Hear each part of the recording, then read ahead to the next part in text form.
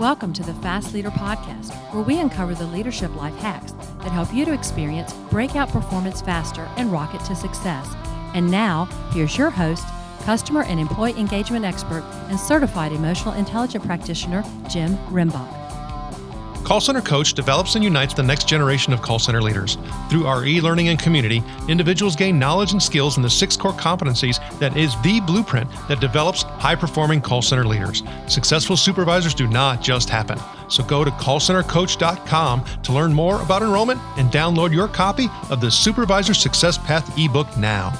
Okay, Fast Leader Legion, today I'm excited because we're going to talk about how you actually use purpose to engage employees with Steve Curtin. Now, Steve Curtin was actually born in Schenectady, New York, where his father was actually a tire salesman and his mother stayed at home with him and his sister. In the early 1970s, his father was relocated to Overland Park, Kansas, and that's where Steve grew up. He has one older sister who lives with her family in Wesley Chapel, Florida, outside of Tampa, and she is the local support for their mother who lives in an assisted living facility in the area. Growing up, Steve had a creative streak for which he used drawing as an outlet. Over time, his hobbies and interests evolved, and he began to do more reading, which led to more writing. Steve began working at Marriott in 1986 as a bellman for a summer job while in college. That led to an internship in human resources, leading to a manager in training role in sales and marketing at the Overland Park Marriott Hotel. From sales and marketing, Steve shifted back to human resources, this time in a training role at the New York Marriott Marquis in Times Square. After 4 years in New York City, Steve accepted a position with Marriott Headquarters Training and Development, where he worked until October 2006. In 2007, Steve launched his consulting company to speak, write, and consult on customer service, customer experience, and customer experience management. In 2013, he published his first book, Delight Your Customers, 7 Simple Ways to Raise Your Customer Service from Ordinary to Extraordinary. And in May of 2022, he published his second book, The Revelation Conversation, Inspire Greater Employee Engagement by Connecting to Purpose. Steve is proud of his contributions on the ongoing conversation on how to raise customer service quality and inspire greater employee engagement. He lives in Denver, Colorado, and is married with 4 children and a golden doodle named Nugget. Steve Curtin, are you ready to help us get over the hump? I am ready. Thank you, Jim. Now, I've given my Legion a little bit about you, but if we could talk a little bit about the things in the Revelation Conversation associated with a particular story that you shared about an executive when asked a question before you had the opportunity to speak to the leaders within the organization about their mission and their mission statement and what they should and shouldn't know. What happened? Well, what happened is I was speaking to a group of senior leaders on the topic of connecting their job responsibilities to the higher purpose of the organization. And as I was working with my client, preparing for the talk, as we got closer, I asked him, I said, how many of the 200 odd senior leaders who are in attendance, how many will know the organization's 1-sentence corporate mission statement verbatim? And he suggested that most would. And so I said, listen, let's try this naive activity at the very beginning of my talk, before I launch into my presentation. Why don't we distribute index cards? And let me just put it up on a PowerPoint slide and ask them to record it without the use of a smartphone, without the use of the colleague seated next to them. And let's collect the index cards and let's see exactly how many know. And what happened is there were 222 senior leaders in attendance. We did this activity. I went on with my presentation, but afterwards, I sat down with the index cards. Dozens were blank or had question marks on them.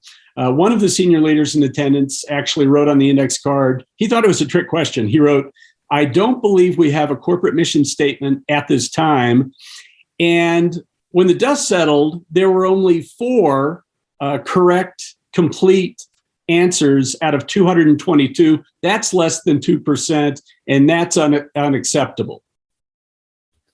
Well, as you're saying that, one of the things that I talk a lot about is, at the very upper levels of an organization, they will, set mission, purpose, and all that stuff. And of course, there's, if they do it effectively, they're going to incorporate everybody's voice into that, right?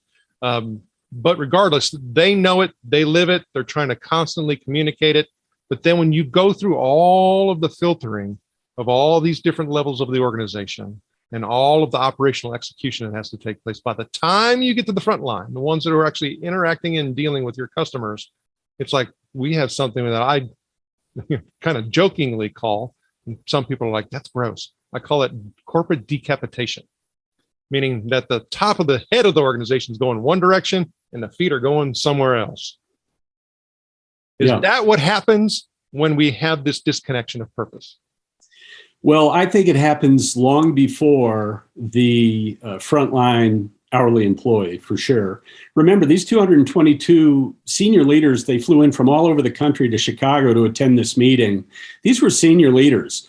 And if your senior leadership has no idea of what the direction of the company is by virtue of a mission or a vision or a purpose statement, and they're not fluent in core values, then there is no way that a frontline hourly employee will be versed in those statements and values. And so what we're talking about is being able to take and implement this, revelation conversation.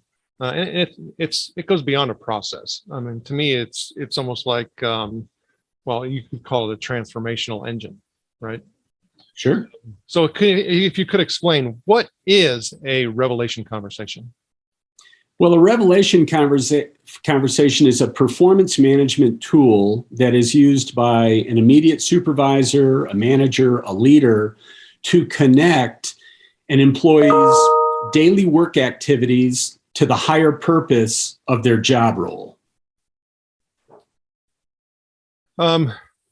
Okay, so then if I think about that, and I'm thinking about all these different levels and hierarchies and all this filtering and all of those things that occur, people are trying to direct the business, and I'm a person who is trying to develop and support, an individual. Talk about the importance of that immediate supervisor in all this. Well, the immediate supervisor, Gallup will tell you, the immediate supervisor is the single greatest factor in terms of employee engagement, in terms of turnover. They really have an outsized role in terms of the employees' connectedness to the organization. And that manifests as retention. It manifests as engagement, as productivity. And so if these conversations are not happening, and by the way, this revelation conversation is a one-on-one conversation between that immediate supervisor and the employee. And in the absence of these conversations, you expose yourself to being, of course, disconnected from purpose. And you also expose yourself to reduced productivity, reduced engagement, and higher turnover. Well, okay. So as you're talking, this is where I think there's a lot of ineffective, either misperception or crossover that takes place, because you talk about performance management tool and system and things like that. But if we're talking about the immediate supervisor, and then we're now starting to deal with purpose, and we're dealing with mission, and we're dealing with values, and you start crossing over into leadership, not people management. That's a very, very different level of competency and skill set. Is that correct? I think that anyone who's in a supervisory level role has a responsibility to reveal the totality of an employee's job role. And what most do, to your point, most are focused exclusively on delivery and execution.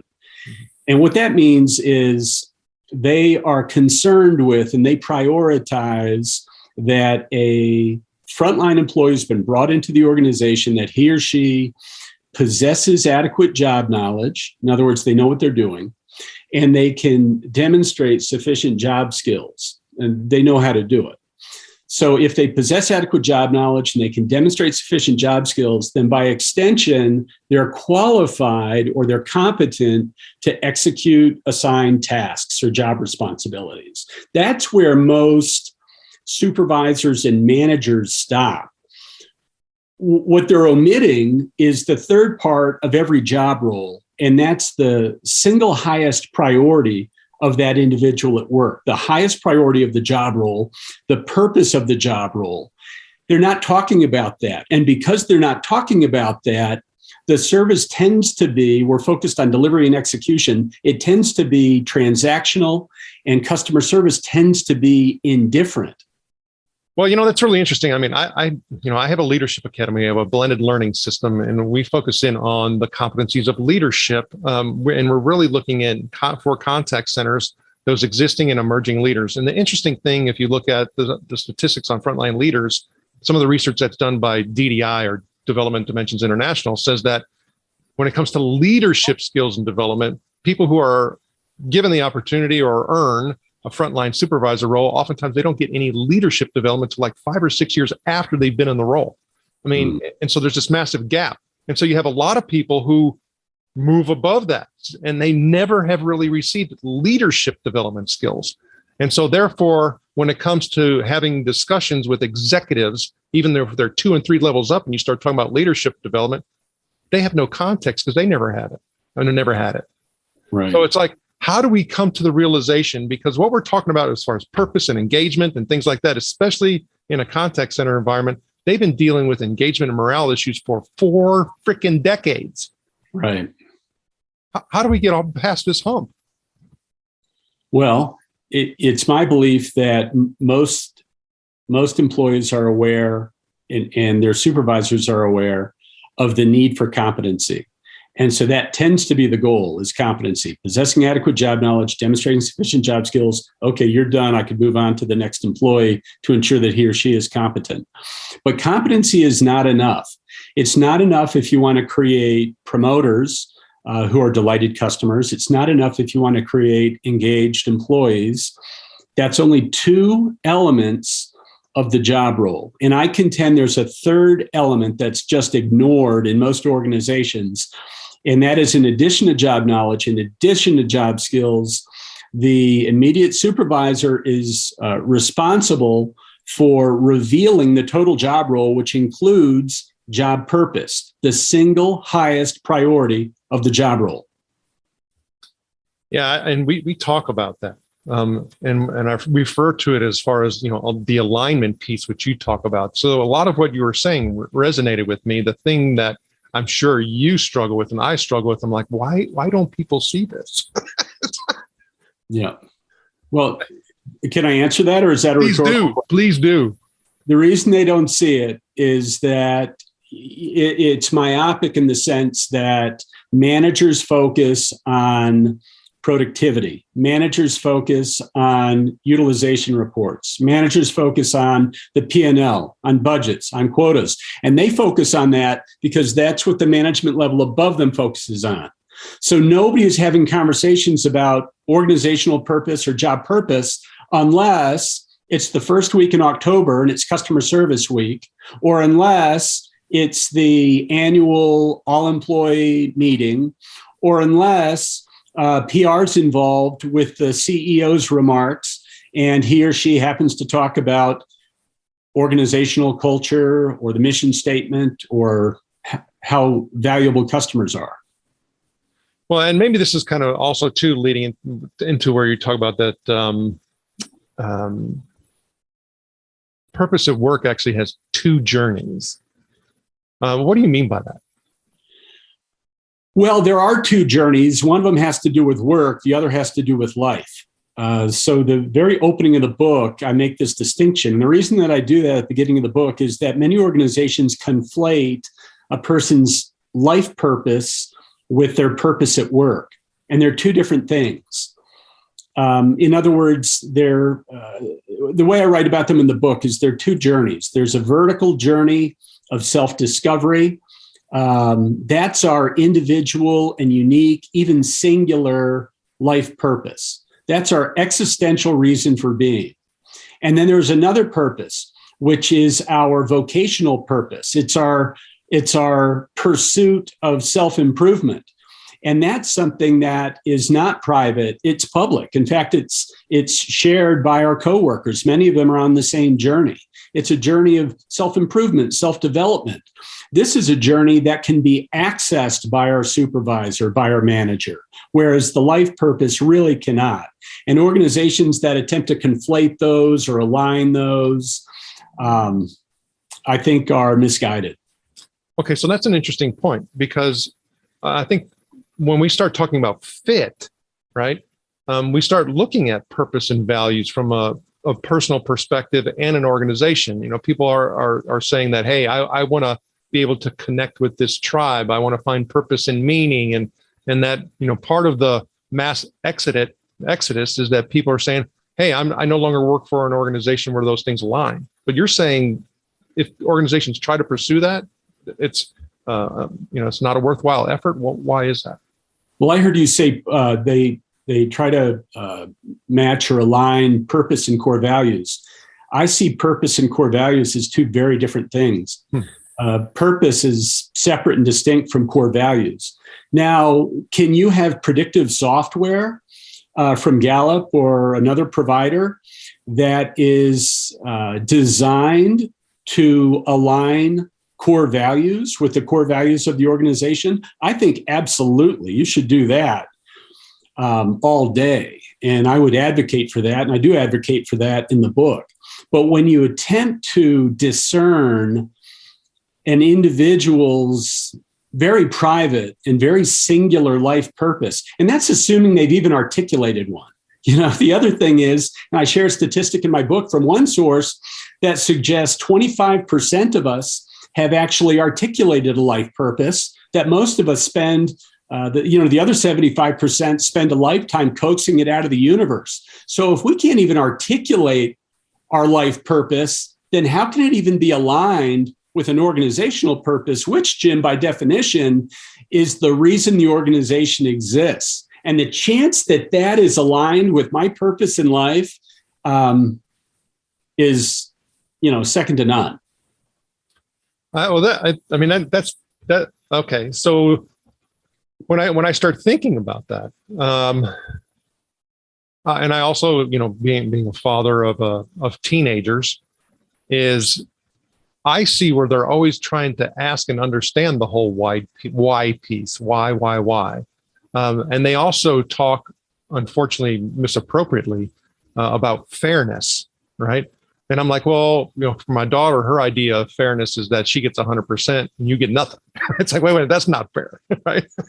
But in her ideas and thoughts, that is. But they keep talking about, especially this younger generation, where when you refer to the whole articulate piece, is they don't know how to articulate it. Sometimes there's, as you say, 80-year-olds who still haven't figured that out. But is it, that we have an opportunity, also, if you think about it from a leader perspective, a duty maybe even to help people to kind of articulate that a little bit better so that they can see alignment? Because if not, is it really a risk of retention? Is it really a risk of engagement because they just kind of, haven't felt, that connection to themselves? Mm-hmm. I would pursue alignment around core values. Okay. And then what I would do with organizational purpose is you want to create alignment around that, but you're not creating alignment between one's purpose at work and their purpose in life. That is a fool's journey. You're creating alignment between what I do at work, in other words, my daily work activities, and the higher purpose of my job role and or the higher purpose of the organization. That's where the focus on alignment should be. Got it. Okay. Well, that clarity is important because, that helped me with, even some clarity because we're hearing all of these different and mixed messages. And as you start talking, I also start thinking toward the job, if I do find, a fit, that will also help me do things personally because now I have income and revenue, right? So it's, and then maybe that could be some of the confusion where people will say, well, hey, if you find something that you're passionate about and do that as a work, you'll never work a day in your life. Really? I don't know. What is you're still going to work. Yeah, you're still going to work. and it can be a significant grind, right? It sure can. Yeah, even the best, white collar roles, if you look at that as a privileged job role, have, significant periods of, stasis and boredom and busy work. Can't escape it.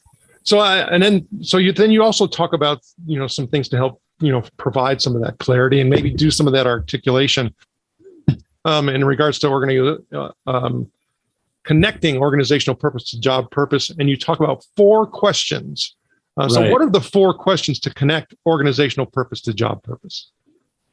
Well, the way the book is set up, I open with reveal. It's really in 3 parts: to reveal, to connect, and to inspire.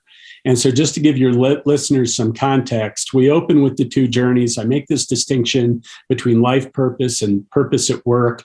Then I talk about the totality of a job role, which we discussed earlier, which are the 3 parts: job knowledge, job skills, and job purpose.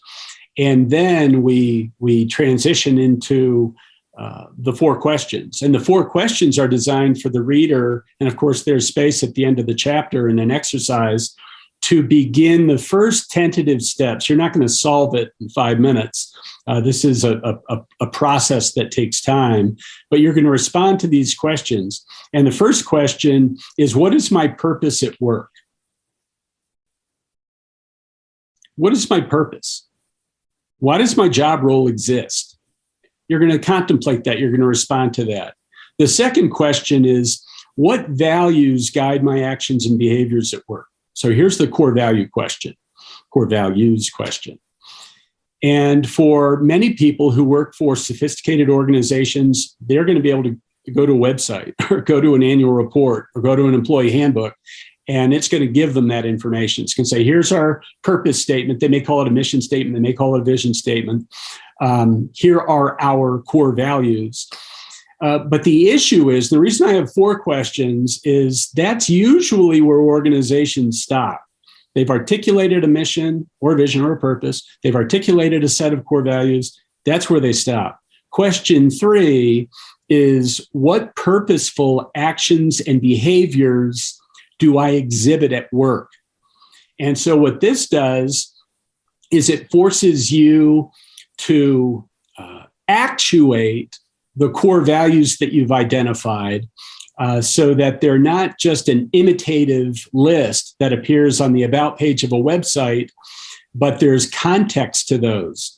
I recommend organizations create value statements to add context rather than an imitative word like customer service or teamwork or excellence or quality. What does that mean? Integrity.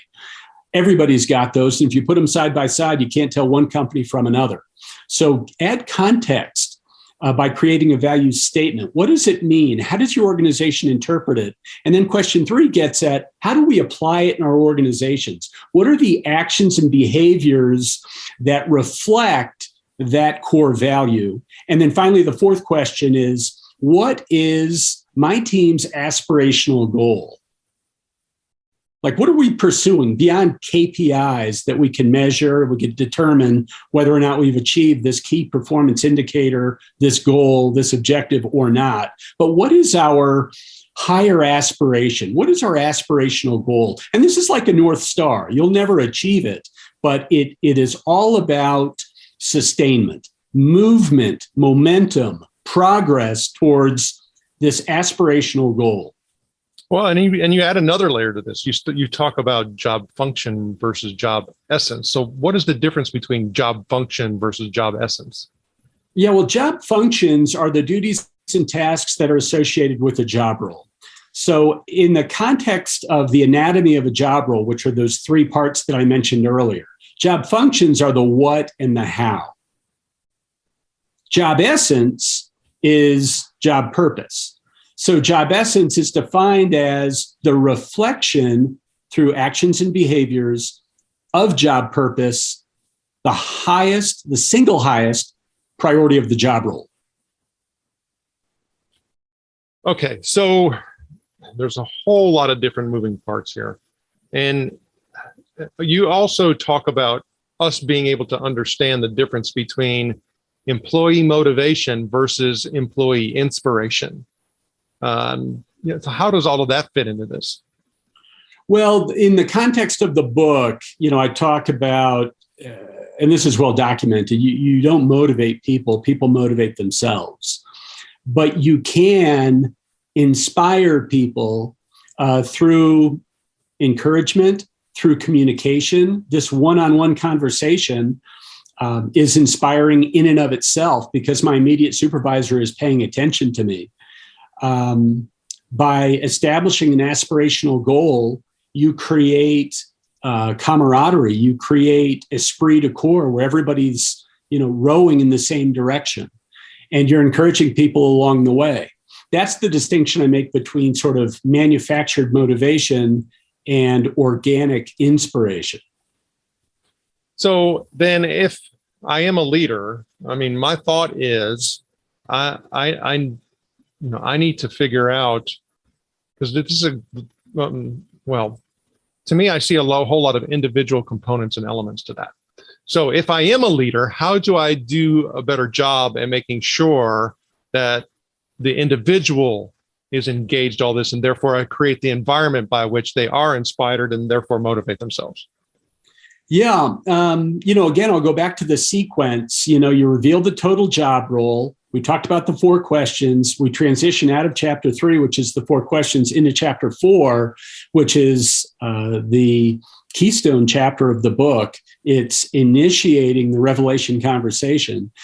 And the reason that it's chapter 4, not chapter 1, excuse me, is that you have to be prepared as a leader. You have to be girded as a leader. You have to be fluent in the higher purpose of the organization, in the organization's core values, prior to initiating this conversation. Because the conversation itself, Jim, starts with a simple question. And it's simply this: would you describe for me, from your perspective, your job role, what your job entails? That initiates the revelation conversation. What do you think they'll say? To me, for most people, it's going to be, all the mechanical elements and tactical and functional elements. You're exactly right. Job functions. That's what the list will be. I've asked this question a lot. And they're going to essentially say, Jim, the bullet points of their job description. And so, now I, as their supervisor, have to validate that list. Mm-hmm. Because that's the other thing. This is a good point. They're going to list job functions. They're not going to list anything having to do with job essence. This book is all about how do we evoke job essence? How do we reflect job essence? How do we connect daily work activities, which is job functions, to the higher purpose of the organization through actions and behaviors that reflect it? That's job essence. So you have to be very careful here. You ask this question, there's going to be a list dominated, if not exclusively, listing job functions.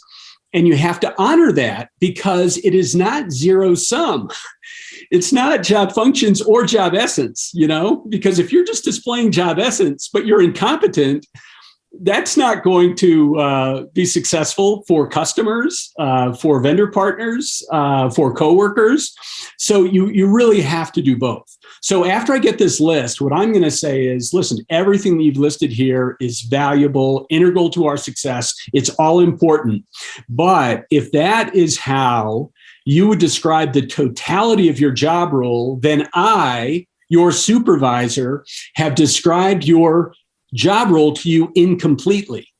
And the beauty of that is that it demonstrates humility, and I'm not assigning blame. Like, why don't you know about job essence? I'm owning it. And then I'm going to say it's only one element of your job role, and that's job functions. I didn't hear anything in that list about job essence. What they're going to say is, what's job essence? And I'm going to say, it's your single highest priority at work. And they're going to say, what's that? Because they don't know. Well, and as you're talking about it, I'm like, there's no way in heck, we can expect a frontline supervisor. And I would argue to say, because we've seen evidence of it, that even senior level leaders can execute upon what we're talking about. This is a journey of growth and development. It's going to take a while. Pardon me, Jim, for talking over you. I demonstrated that in your very first question. There are 222 senior leaders from a sophisticated billion-dollar technology corporation, and only 1.8% of them, 4 of them, could articulate the organization's, I believe it was 11-word corporate mission statement. And that's a shame.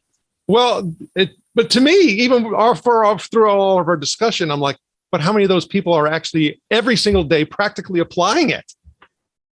Well, they're not. Yeah, exactly. That's why we need to have this conversation, because you can practically apply it. And I haven't gotten the question yet. Maybe it's coming up, but I'm sure a lot of listeners would be like, okay, this all sounds good, but how does this work? Do you have any ideas? How does it work? Okay, I'll answer that question. Can I ask my own questions? Absolutely. Okay, then I'll answer that question.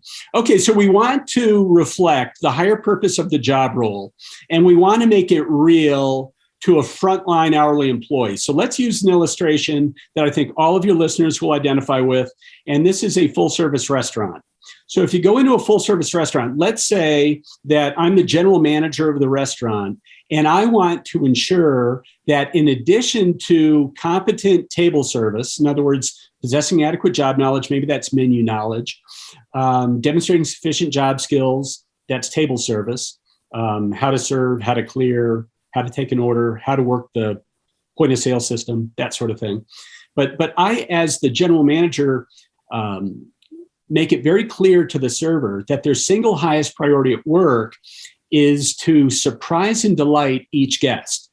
Now, I'm going to support them in that role. And here's an example, because people are probably thinking, well, what are the actions? What are the behaviors? Well, here's an action that restaurant could take, or that general manager could take, leadership could take, and that is to incorporate an amuse-bouche, a chef's taste, into the table service, so that when guests are seated, when drink orders have been taken, and amuse-bouche comes to the table, that's the chef's taste of, let's say, coconut curry soup. So everybody just gets a little ramekin of the coconut curry soup, and they're surprised and delighted, and you have incorporated that, you have inculcated that into the process to support the server, to support organizational purpose, to delight customers, probably to increase the server's tip. And by the way, a percentage of those individuals will order a cup or a bowl of coconut curry soup. So now the average check increases and it benefits the operation. That's how you do it. Yeah, and well, that gets into some creative thinking that's required, and to take, like you're saying, to take a step back from the function. Yep. That's how you start doing it, and hopefully, with continued focus and continued support, you have more creativity in all of that, right? Correct. And here's another important point. You can mandate that action, but what you can't mandate are behaviors. And so, I'll tell you, my first book, Delight Your Customers, back in 2013, I wrote about the 3 truths of exceptional customer service. One of those truths is that exceptional customer service is always voluntary. Always. In other words, you can't force an employee to deliver exceptional customer service any more than you can force a customer to be loyal. That's their choice. And so I'll give you an example. Let's move now to a coffee shop. And let's say I go into a coffee shop, and this coffee shop has a single higher priority of the job role to, let's say, to leave a lasting impression. So that's my role. I'm a barista. My single highest priority in my job role, of course, I have to be able to make the drinks. We already talked about this, right? It's not zero sum. I have to be competent. I have to know how to make a latte, a macchiato, whatever coffee drink I'm making. But the single highest priority at work is to leave a lasting impression. So maybe what I do as the barista is, after I make the macchiato, as I'm handing the macchiato to the customer, I say, here's your macchiato. I said, do you know that macchiato is Italian for marked or stained? Your coffee or your espresso is stained or marked with a teaspoon of milk. So now, as I, the customer, accept that macchiato, I've learned something. And they've made a positive, lasting impression, because I'm likely to recall that. In fact, I'm likely to repeat it to someone that day. Now, here's the difference. That's not an action. That's a behavior. It's called sharing unique knowledge. It's knowledge that's interesting, it's refreshing. It's not job knowledge, it's unique knowledge. It transcends job knowledge. Job knowledge is how you make a macchiato. Unique knowledge is what I just illustrated. And that is always optional. It's always voluntary. It's always done by choice. Those are good examples. And I'm sure if we start thinking about, our experiences that have caused us to be more loyal to an organization, it's because things like that occur. Correct. Absolutely. Yeah, that barista made the choice. He didn't have a choice about gaining job knowledge. I'm not saying job knowledge is voluntary. It's not. If you don't have adequate job knowledge, you're incompetent, and you're probably not going to last in your position long. You're certainly not going to be successful. But unique knowledge, this barista went out and obtained that knowledge.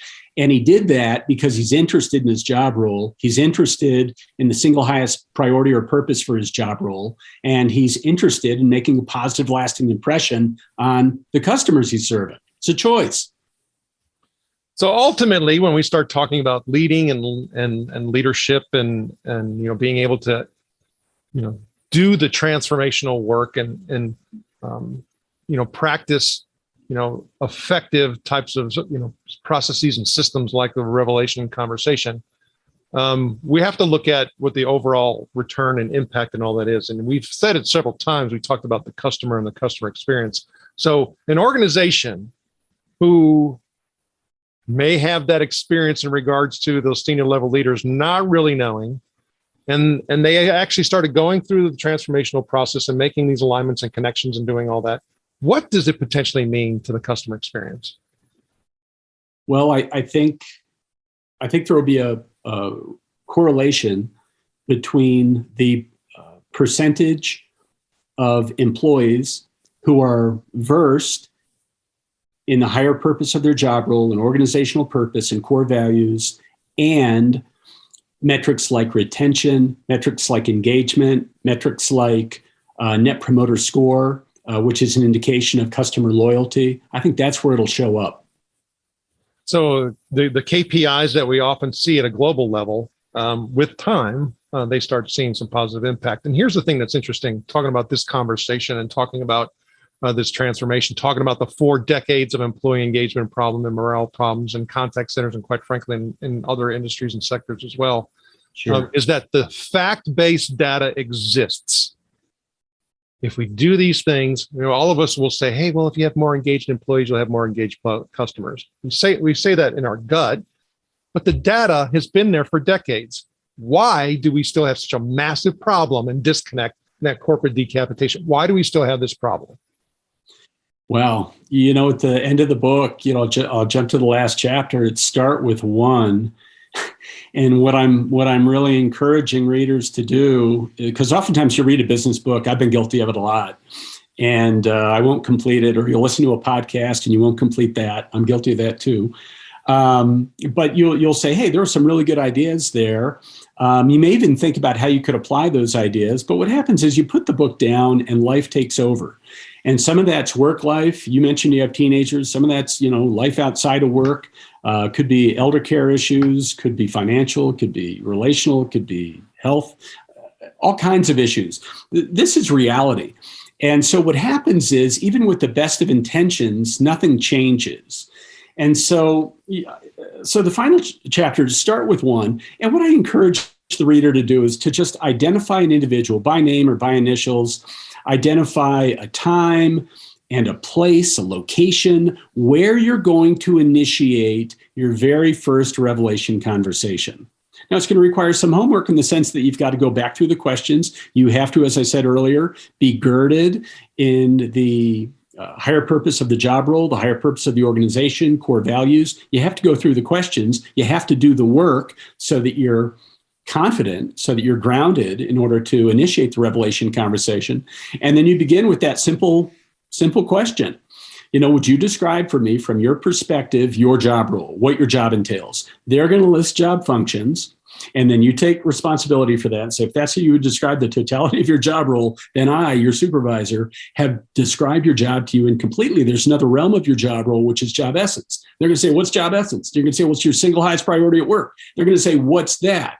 And then this gives you an opportunity to illuminate this individual about the higher purpose of their job role, about the organization's purpose, about the core values, and how that manifests in actions and behaviors, which is really where the rubber meets the road in terms of customer experience. Now that is a roadmap to clarity, right? And that's the idea. Yeah. Well, Steve, I mean, it's okay. So you have a previous book, you have the Revelation Conversation. You're continuing to do work and make an impact. Like you said, I think your impact is probably more than just that one single conversation, which thank you for that. But I started thinking about, well, what's, but it's an enormous problem, right? So then I start thinking about goals. Is there a goal that you have that you can share? A goal that I have. Let me think about that. I have a goal. I mean, the single highest priority of my job role is to connect daily work activities to organizational purpose. So I've really sort of transitioned from customer service for the sake of, higher survey scores and higher net promoter scores and so forth, to really a focus on connecting daily work activities to the higher purpose of the job role. That's my aspirational goal. And the Fast Leader Legion wishes you the very best. All right, now here we go, Fast Leader Legion. It's time for the Hump Day Hoedown. Okay, Steve, the Hump Day Hoedown is the part of our show where you give us good insights fast. And I'm going to ask you several questions. And your job is to give us robust yet rapid responses that are going to help us move onward and upward faster. Steve Curtin, are you ready to hoe down? I'm ready to hoe down. All right. So what is holding you back from being an even better leader today? What's holding me back? What is holding me back? Jim, I would say time management, just managing distractions, whether it's email, like you. I mean, I have kids. I've got 4 kids. I work from home. There are a lot of distractions. So I would say that, time management. So what is the best leadership advice you have ever received? Best leadership advice would be to listen more than you talk. And what would be one tool that you believe helps you in business or life? Tool that helps me is connectivity, laptop, phone, internet. Perfect bong at a certain time. And what would be one book that you'd recommend to our Legion? It could be from any genre. Yeah, well, my favorite book of all time is Stephen Covey's 7 Habits of Highly Effective People, Powerful Lessons in Personal Change. I still reference that book today, even though it's been out a while. Okay, Fast Leader Legion, you can find links to that and other bonus information by going to fastleader.net and doing a search for Steve or Steve Curtin, or even Curtin, which is Curtin. Okay, Steve, this is my last Hump Day Hoedown question. Imagine you have been given the opportunity to go back to the age of 25, and you can take the knowledge and skills that you have now back with you, but you can't take it all. You can only take one. So what skill or piece of knowledge would you take back with you, and why? Wow, all good questions, Jim. I hope it doesn't sound hokey, but in my early 20s, I was delivering customer service classes for Marriott, and most of them dealt with an acronym that spelled SMILE or thereabouts. Pretty superficial compared to what I and many others have paved the way, have sort of evolved into in 2022. So if I could go back to 25, I think I'd be talking more about the totality of the job role than I would be talking about acronyms that spell SMILE if I want to improve customer service. Steve, I had a great conversation with you. Can you please share with the Fast Leader Legion how they can connect with you? Yes, by my website, which is Steve Curtin, CURTIN.com. Steve Curtin, thank you for sharing your knowledge and wisdom and helping us all get over the hump. Thank you for joining me on the Fast Leader Show today. For recaps, links from every show, special offers, and access to download and subscribe, if you haven't already, head on over to fastleader.net so we can help you move onward and upward faster.